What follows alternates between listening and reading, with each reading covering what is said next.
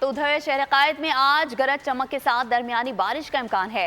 محکمہ موسمیات کے مطابق اس دوران شہر میں گرد آلود ہوائیں بھی چل سکتی ہیں۔ شہر کے موسم کا احوال جانتے ہیں نمائندہ بول نیوز عبدالحسیب خان سے۔ مغربی سسٹم کا اثر کراچی شہر پر دکھائی دے رہا ہے۔ شہر کا مطلع اس وقت جو ہے وہ جزوی طور پر آبار آلود ہے۔ محکمہ موسمیات کی پیش گوئی ہے اگلے 2 روز کے دوران جو ہے وہ شہر کے مختلف علاقوں میں گرج چمک کے ساتھ درمیانے درجے کی جو ہے وہ بارش ہو سکتی ہے۔ اس کے ساتھ ساتھ شہر میں گرد آلود ہوائیں اور تیز آندھی بھی جو ہے وہ چلنے کا امکان ظاہر کیا گیا ہے۔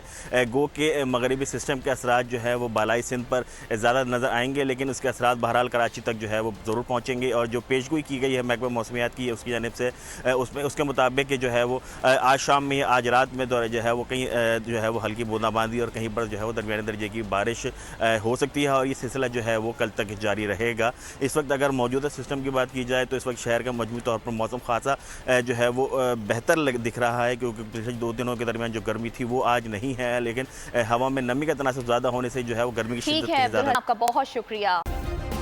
سبسکرائب کریں اور بیل دبائیں تاکہ کوئی خبر رہ نہ جائے۔